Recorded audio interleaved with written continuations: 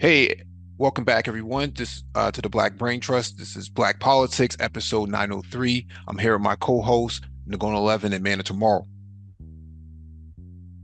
How you Hey, doing, what's Mike? going on? Interesting times. There's a candidate running for office, running for the presidency by the name of RFK Jr. And he decided he was going to suspend his campaign. Now, before we get to the suspension piece, what I want to do is play an excerpt from a live stream from a panel discussion from a art news stall earlier this week. Right, there's no more moves. Okay, there's only a few moves left. So when they do Big something, Brzezinski. yeah, it is what it is. So basically, at this point, it's really easy to kind of predict what they have to do. With this, it's like, okay, when they start clearing, like say like him or not, RFK Jr. should have been on the bench. Okay, like him or not. Okay, if I would prefer an RFK Jr. over Kamala Harris as the Democrat. You hold your nose. You might not like all his policies, but the thing is, he's much better suited to actually run the country than Kamala Harris, in my opinion. Hey, BGS. Yes, sir. And she may have screwed that up. Apparently, RFK was trying to reach out to Kamala Harris for a cabinet position, and AL was telling me yesterday that she snubbed him. Because he's Now, he's excommunicated. Okay. now the rumor is his vice president pick has came out and said that they have two choices. They can either ride it through or drop out and support Trump. Okay. Well, that's true. I mean, where are y'all getting all of these rumors? Because I don't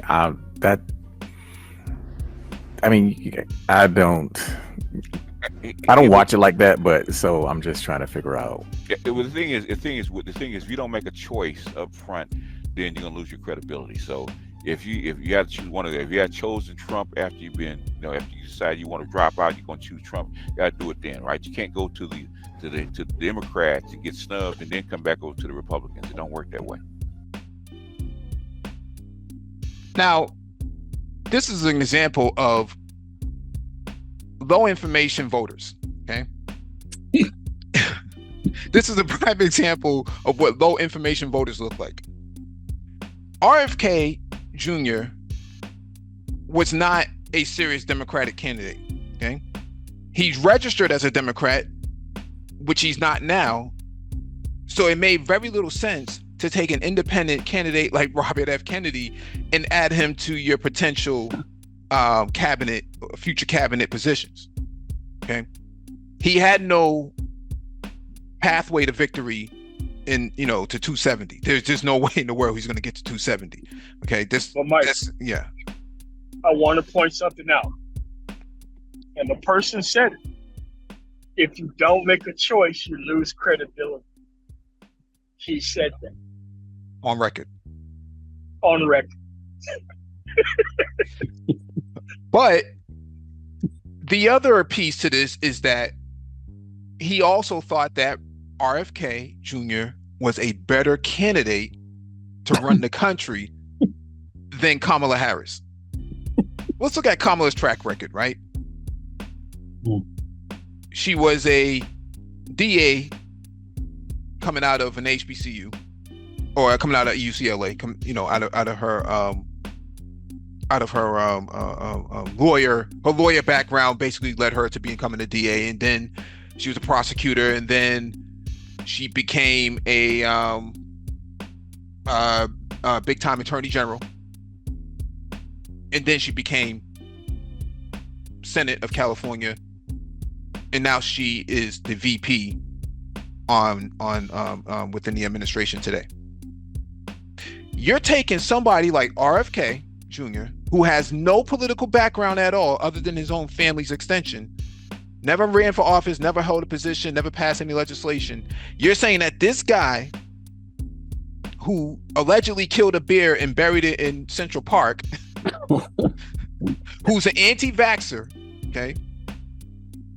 This guy is more credible to run the country than Kamala Harris?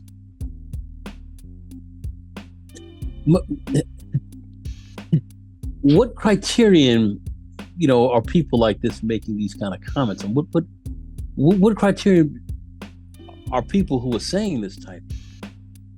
What are they using as a benchmark? What are they using in his background to say that he would be a great president? What do we see from what he's done that would prove that? Because he's a candidate? Is that it? Well, I mean, you have John Kennedy down in Louisiana too, but I don't see anybody trying to push for him to become, a presidential, candidate. I don't get it. I don't get the fascination for black men to get behind RFK. Or I get it. Okay. He's a wealthy white man with no experience. Why not put him in charge? Well, given you don't need any background for anything, not to them. No, given the source, given the source of those people, that's exactly what qualifies them as to be able to do that. That's exactly correct. But people who are halfway sane out here who are looking at what a job of a president entails, seeing someone who's had no experience before get into this job, and see what they did with it. Now you're going to bring this person in and say that he's qualified to do this with no legislative or governing experience at all at any level.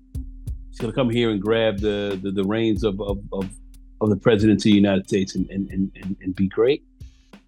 Well, we've seen throughout history these type of people who've had those kind of backgrounds and what's happened. So, go ahead. A presidential candidate who's still paying child support. I'm just trying to understand. I'm trying to understand.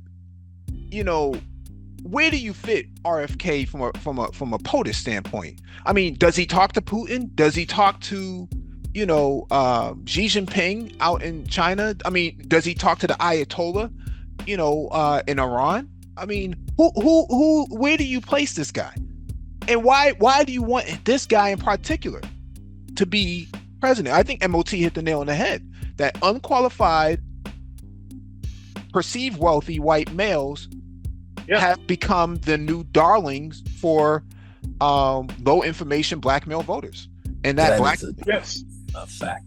Yeah, black male voters see guys like J.D. Vance, RFK Jr., Donald Trump, the whole MAGA wing of candidates as being, just as equally as credible as, let's say, anybody for the Congressional Black Caucus.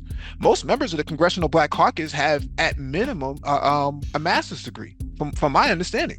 And they're all very well astute. If you look at the freshman class of House members for the CBC, most of them already have Juris Doctorates, and they're well under 40. And so where is this idea of Robert F. Kennedy Jr. being this sort of credible candidate on the campaign trail versus, let's say, a Marianne Williamson? Like, no one is advocating for a Marianne Williamson to be at the top of the ticket. What about Cornel West, right? This is a guy who has a couple of PhDs, and he's not even being considered to be a better candidate than, let's say, a Robert F. Kennedy, right? Like, I don't get people who claim to be pro-black, pan-African, and all this other stuff, but want to get right behind, all these non-pan-African, non-pro-black people to be running the country. Makes absolutely no sense. There is no sort of track record that you could point to for Robert F. Kennedy other than being a conservationist to say, hey, I trust the world's largest economy and strongest military and most stable political system in the hands of an unqualified candidate. Well, he has name recognition. Really? That's what we doing now? Name recognition work with people who are too stupid to look up substance or keep up with things that are happening, so they just go for name recognition. So I could guarantee you, like the Incredible Hulk would be on the ticket, and they would pick the Incredible Hulk just because of name recognition. Oh yeah. Like, oh, yeah. I don't get it, man. But you heard it straight from his mouth, and so I wanted to make sure I played that excerpt so that we have some grounding and understanding as to where this, this information is coming from. That said, asks a very good question. Where are you guys getting these rumors from? Never answered the question. I didn't hear an answer. I just heard, more gobbledygook, but this is what we're dealing with here. And I don't like to beat up on people's disabilities, man, but, I don't think he's presidential at all, just based off his inability to speak cogently to many of the issues. But let's go to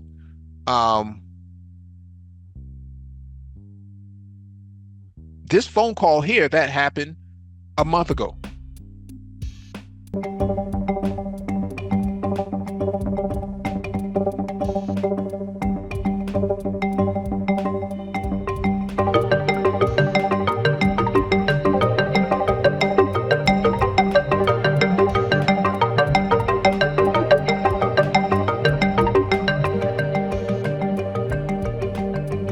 It was very nice, actually. He called me and he said, how did you choose to move to the right? So I guess that's, people say, if I was looking straight on, right? He said, I said, I was just showing a chart. I didn't have to tell him the chart was on all the people pouring into our country, right? But I just turned my head to show the chart. And something wrapped me. It felt like a giant, like the world's largest mosquito. And it was a bullet going around. What do they call that, an AR-15 or something? That was a big gun. Those are pretty tough guns, right? Remember I said I want to do small doses. Small doses. When you feed a baby, Bobby, a vaccination that has like 38 different vaccines, and it looks like it's meant for a horse, not a 10-pound or 20-pound baby. It looks like you should be giving a horse this, and do you ever see the size of it, right? It's just massive. And then you see the baby all of a sudden starting to change radically. I've seen it too many times. And then you hear that it doesn't have an impact, right? But you and I talked about that a long time ago. And anyway, I would love you to do something. And I think it'll be so good for you and so big for you. And we're going to win. We're going to win. We're way ahead of the guy. So there you have it. Evidence from Bobby Kennedy III, which is his son, exposing RFK Jr. as being in collusion with, presidential candidate Trump and Vance. And this is supposed to be somebody we're supposed to trust with, our economy, our military, and our political structure. MLT? I mean, he asked both sides for a job. I mean, I don't think it's been any less trustworthy than that. And I had a lot of respect for RFK. Listening to him ever since he was on Air America. Probably one of the best environmental trial lawyers in the country.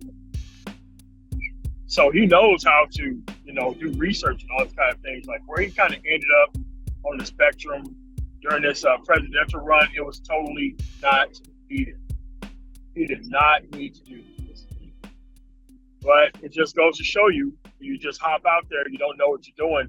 Things come down at the end, and now you want to be promised an actual position, so that way you can actually give you 1 or 2% of the people who still with you to somebody. That's not how a presidential campaign works. And if you listen to the actual campaign speeches, you pretty much just broke down and say, you know what, it's a duopoly, just vote for me. You don't vote for them. I know I'm not going to win, but you can just vote for me anyway. It's like, man, that's not how you get legislation passed. It's not how you get the judiciary fixed. That's not how you fix anything. I mean, I thought he was a lot smarter than that. And that actual apology letter from the Kennedy family that came out today that I've seen on Twitter, You can put that graphic up. Yes, sir. It just goes to show you that there's a serious problem of not real unit cohesion, given this iconic name in politics. It's just no excuse for it.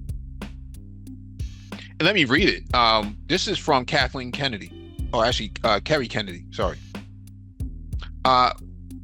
We want an America filled with hope and bound together by a shared vision of a brighter future, a future defined by individual freedom, economic promise, and national pride. We believe in Harris and Walz. Our brother Bobby's decision to endorse Trump today is a betrayal of the values that our father and our family hold most dear. It is a sad ending to a sad story.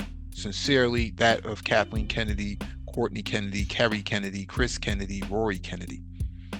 So, that being said, the black male voter who thinks that Robert F. Kennedy Jr. is a more credible candidate than Kamala Harris has to answer the question as to how the Kennedy family endorses Harrison Walz over their own family member, and you think that this person, that the Democratic establishment, the DNC, and all the other entities that make it up, should have pulled this guy off the bench, off of the Democratic bench, and put him in over Kamala Harris because you think he's a better candidate than a woman who is the VP of the United States currently, who was a sitting senator for 4 years, who was a AG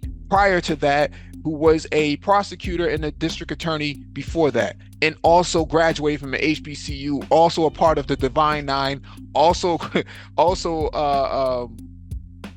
has progressive policies already established and already rolled out. Help me understand how you come to that conclusion to somebody like a Robert F. Kennedy. This is a stunning display of political ignorance. That's all. Go ahead, Nicole. I mean, he came out here like a rank amateur, or almost like a madman. His family, you can see, thinks there's something wrong with him. There's something wrong with this man.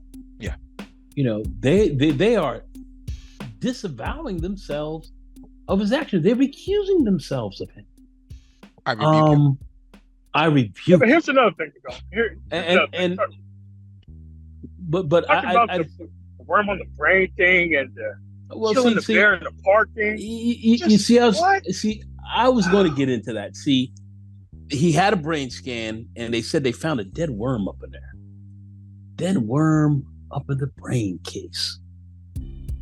So when you look at something like that, if you look at something in your brain falling around that died up in there, it's done some level of damage. He did a lot of drugs and stuff as a young man. And he came through some difficult times. Things were stressed out. PTSD and all that kind of stuff. His father getting shot. I remember it very well when his father was killed.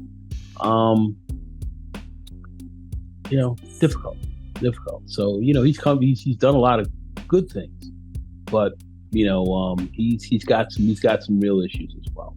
So I'm not going to just sit here and go off on him all day long. But obviously he's not. I don't believe he's all there at a certain level. And what kind of president would he be? I believe the idea of him being or even trying to run for president and being a president, it's rather unsettling. But you saw his family rebuke. That's difficult. So I don't know really if there's much more to say about him with respect to that, except that him moving towards Trump, to me, given what was going on, I'm also not very surprised. Considering that Joe Kennedy, I think is the third, is actually the ambassador under Biden to Northern Ireland. And so no one could come on here and try to say that, Biden is just hating on the Kennedy. That's not necessarily true.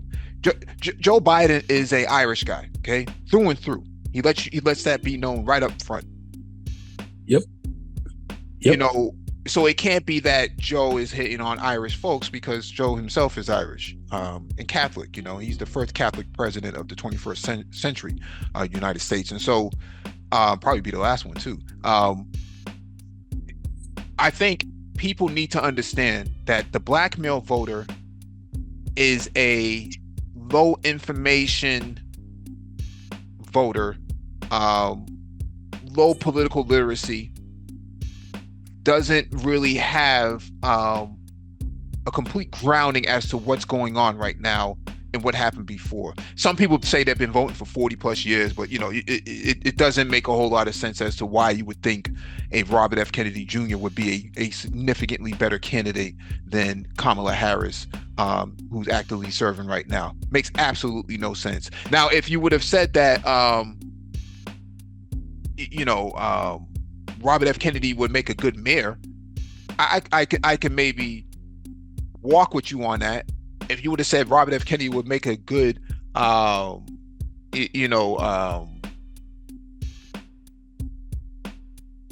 General? No, Attorney General? not even an attorney general, but maybe a the head of what do you call it? What's her name? Debbie, the Native American woman, the head of like Parks, EPA or something? the head of Parks and Recreation. The head of Park and Recreation, you know, because he's a conservationist as a hobby or interest of his. And so it makes sense that he would want to conserve. He would want to conserve the parks and recreation of the United States. You know, I can understand that, but why would you think that this white male, you know, who has no experience at governing, should somehow be a better candidate than a Kamala Harris? Even if you don't like Kamala Harris, there's no way you can look at her resume and say that she's unqualified to be a president of the United States, or even a vice president for that matter. And that somehow, some way, a person like Robert F. Kennedy, who has zero track record, who has zero understanding of policy development, who's an anti-vaxxer, who, you know, allegedly killed a bear and buried it in Central Park, allegedly has worms in his brain. Where planet are you from where you think that this is a viable thing to come out and publicly say? And it's only black males I really hear saying things like this. You know, I don't really see well-informed people making these sort of suggestions. Any closing thoughts, MOC? No. I mean, it just goes to show you that people who's going to follow. I mean, he has a whole political backing of the family. There was no real reason to run this third-party campaign. No real reason. He's done an immense destruction to his personal credibility by engaging in this. So, other than that, I have no further questions, Your Honor. They're going 11. Yeah, I actually think RFK Jr. is, unfortunately, I think he's a little bit out there. He's a little bit daft. I believe he does have a certain small amount of damage to his brain. I do believe that, even though he can function and so forth, he can do that. But I think there's some aspect of his mind that's been damaged that has some effect on his personality and some of the decisions that he's been making. He's been if you looked in his background, he's been a loose cannon for a long time. But anyway, it definitely some interesting times we are in, and this is really crazy. This is wild, but this is where we are. Anyway, Mike, thank you very much for inviting me. Indeed. Thank you all for joining us. Please hit the like button on the way out, share the video if possible, and hit that notification bell so you get all the updates from the Black Brain Trust.